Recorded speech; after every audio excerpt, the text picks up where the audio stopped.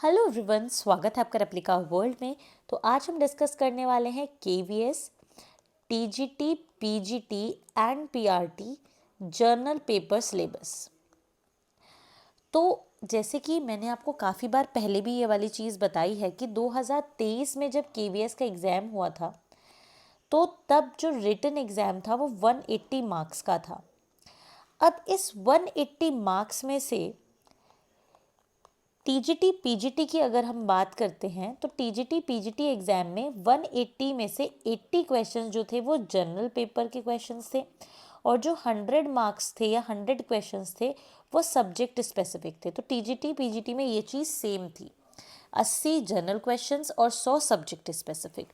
जबकि अगर हम बात करते हैं पीआरटी की तो पीआरटी में थोड़ा सा ये चेंज था कि पीआरटी में इन 180 क्वेश्चंस में से 100 क्वेश्चंस जनरल पेपर के थे और 80 जो क्वेश्चंस थे वो सब्जेक्ट स्पेसिफिक थे।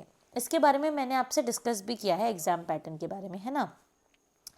तो अब जो 80 क्वेश्चंस थे जर्नल पेपर के, उसमें क्या क्या आया था वो आज हम डिस्कस करेंगे, क्या उसका सिलेबस था। आपको एक चीज़ क्लियर कर देती हूँ कि टीजीटी पीजीटी पीआरटी के लिए जो जर्नल पेपर का सिलेबस था वो बिल्कुल सेम था।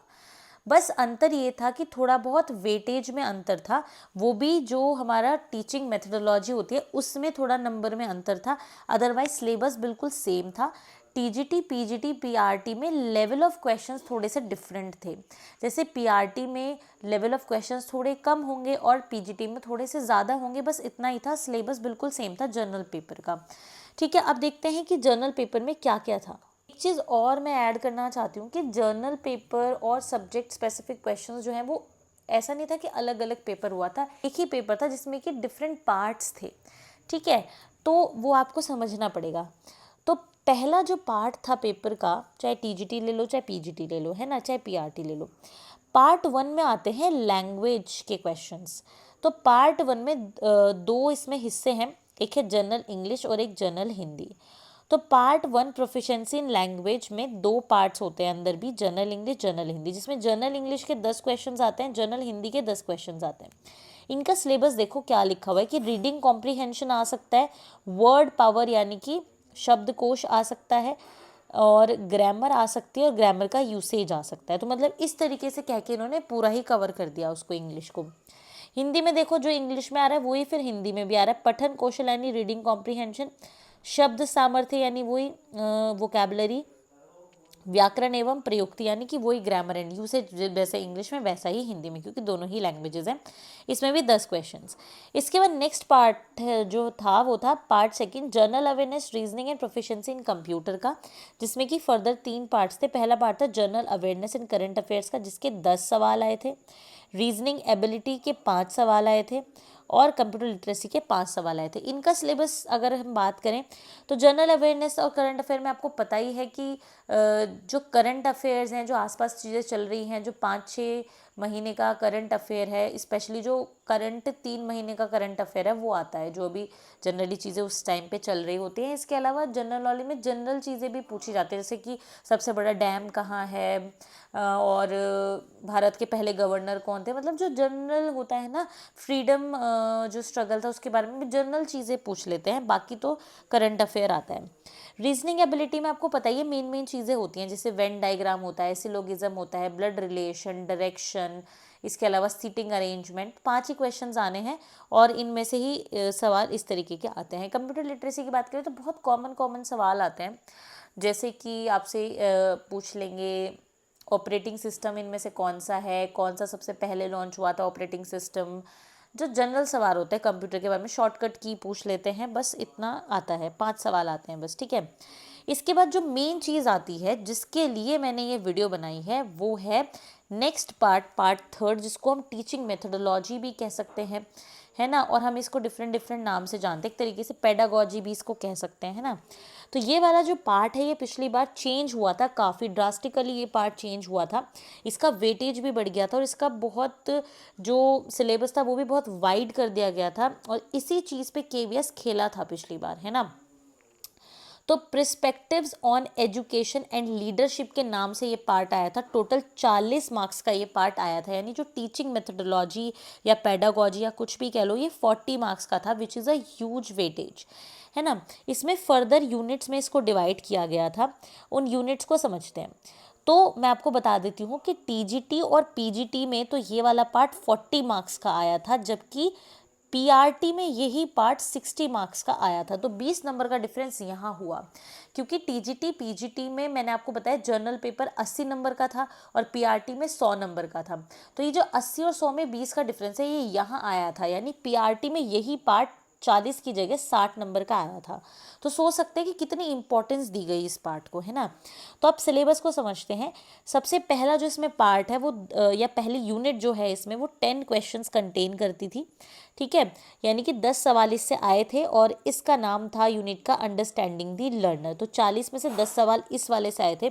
तो यहाँ पे ये सारा जो है चाइल्ड डेवलपमेंट का पार्ट है। आपने अपने बीएड में चाइल्ड डेवलपमेंट एंड पेडागोजी करके एक सब्जेक्ट पढ़ा होगा। ये सब कुछ वही है जो हम सीटेट के लिए पढ़ते हैं। जैसे ग्रोथ क्या होती है, मैचुरेशन क्या होता है, डेवलपमेंट क्या होता है, principles of development, debates of development, developmental task and challenges, domains of development, physical, cognitive, socio-emotional, moral, deviation in development and implications, understanding adolescents' need, challenges, implications for designing institutional support, role of primary and secondary socialization agencies, ensuring home school continuity। ये सारे topics इसमें थे। इसके बाद फिर next unit आती है understanding teaching learning. ये 15 नंबर की है। आपको एक चीज़ बताती हूँ कि ये जो ऊपर वाली यूनिट थी ना, अंडरस्टैंडिंग द लर्नर, ये टीजीटी में तो आई थी 10 मार्क्स की, यानी 10 क्वेश्चंस आए थे, जबकि पीजीटी में इसके 15 क्वेश्चंस आए थे। तो मैंने आपको बोला ना कि वेटेज में थोड़ा बहुत ऊपर नीचे था, बट सिलेबस सेम था, ठीक है। समझ गए आप ये वाली चीज़। तो पीजीटी में 15 क्वेश्चन थे इस यूनिट से और टीजीटी में 10 क्वेश्चन और पीआरटी में थोड़े से डिफरेंट थे। तो इसी तरीके से सिलेबस सेम था, बट वेटेज थोड़ा बहुत ऊपर नीचे था इन यूनिट्स का, ठीक है। तो ये वाली चीज़ थी। तो अब नेक्स्ट की बात करते हैं, अंडरस्टैंडिंग द टीचिंग लर्निंग। ये 15 नंबर का आया था। इसमें क्या क्या चीज़ें हैं, behaviourism, cognitivism, constructivism, with special reference to the implications for the role of teacher, role of learner, nature of teacher student relationship, choice of teaching methods, classroom environment, understanding of discipline, power, etc. इसके बाद next इसमें topic था factors affecting learning and their implications for designing classroom instructions, planning student activities, creating learning spaces in school. फिर है planning organisation of teaching learning. इसमें concept of syllabus in curriculum, overt curriculum, hidden curriculum, principles of curriculum organisation, competency based education, experiential learning, instructional plans, year plan, unit plan, lesson plan, instructional material and resources, information and communication technology, ICT, evaluation, purpose, types and limitations, evaluation की continuous and comprehensive evaluation, characteristic of good tool, assessment of learning, for learning and as learning, meaning, purpose and consideration of learning, enhancing teaching learning process, classroom observation, dialogues as a means of constructive with teaching, ठीक है। इसके बाद जो next unit है creating conducive learning environment, है ना। ये 6 number की है, क्रिएटिंग कंड्यूसिव लर्निंग इन्वायरमेंट।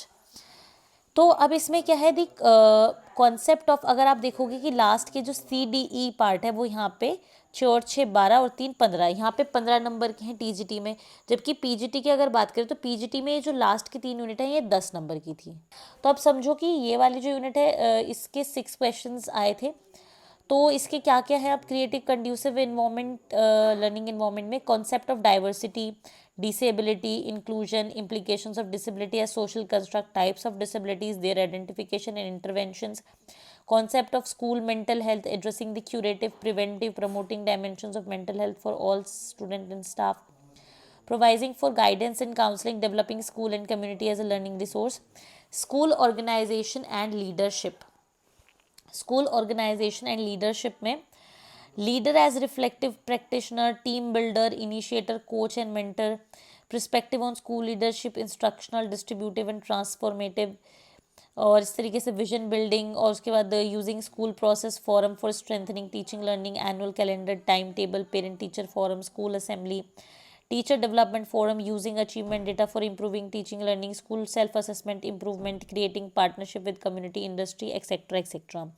इसके बाद नेक्स्ट जो था 3 नंबर का था ये portion, role of school in achieving aims, NEP 2020, curriculum and pedagogy in school, holistic and integrating learning. फिर इसके बाद था guideline principle of child rights, protecting and provision for rights of children to safe and secure school environment, right of children to free and compulsory education, historical studying national policies, school curriculum principles, perspective and pedagogy and assessment. तो ये सब कुछ था, ठीक है।